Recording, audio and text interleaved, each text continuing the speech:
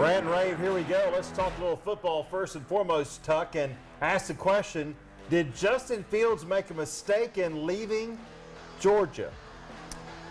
Yes, I think he made a mistake in coming there anyway, but the kids these days, you know, like the Alabama running back commit that Georgia missed out on said today, I'm going to come and win the Heisman. Every kid thinks they're going to come and win the Heisman and do it all and be the gift to every program, and I guess he came in with that mentality thinking, well, I don't care what Jake Fromm has done, I'm better than he is, and I'm going to win the job, and he didn't.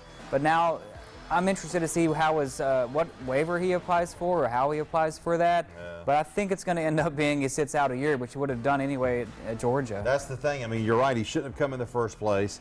And if he has to sit out next year, it would have been the same thing as if he'd have waited on 2020 to start if Jake Fromm leaves to go to the NFL. So why leave? Don't give me that mess about how he was upset at what was said to stands back early in the year. That's just an attorney's excuse to try to get him off the hook. But you know what? He doesn't need to be there. He doesn't want to be there. He needs to leave. He certainly doesn't need to go to practice. All right, with National Signing Day, the first part of it over with, has Georgia caught Alabama in talent? Well, it's close. I mean, they have followed up a number 1 class last year with a number 2 class this year, which is good. You can't go from number 1 to number 14 or something like this.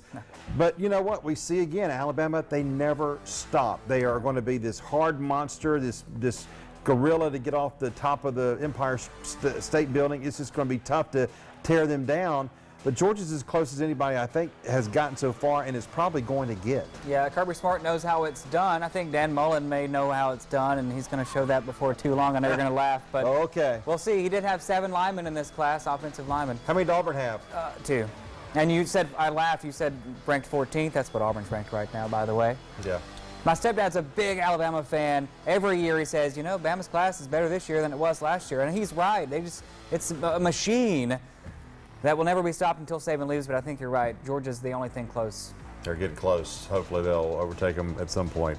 All right, number 3, Jeff Collins. Is he the right fit at Georgia Tech to replace Paul Johnson? I think so. I think he made a mistake in not getting any offensive linemen himself in this class, but he had to do it obviously in a very short period of time. Yeah. He still has time to do it in February, and he needs to because they need offensive linemen. But look, he's going to do away with the high school offense. He's going to bring traditional quarterbacks, receivers, and tight ends in.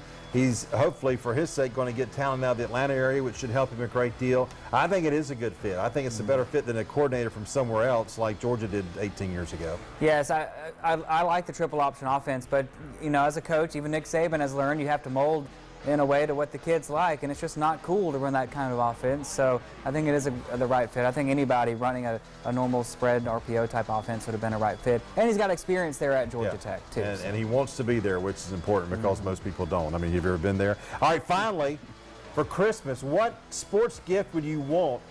Can I guess yours, Tuck? Yeah. A new head coach for Auburn? A new head coach for Auburn, but since it's not going to happen, I'll root for a win in the Music City Bowl against the Purdue Boilermakers. Wow, I can't wait me for my nap to let me watch that game.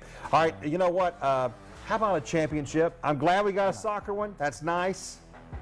How about a championship in a major sport? Forget about basketball. That'll never happen in our lifetime. So Braves, Georgia, forget about the Falcons. How about that? At some point in 2019, I'll take that for Christmas. That's Rant and Rave for this week.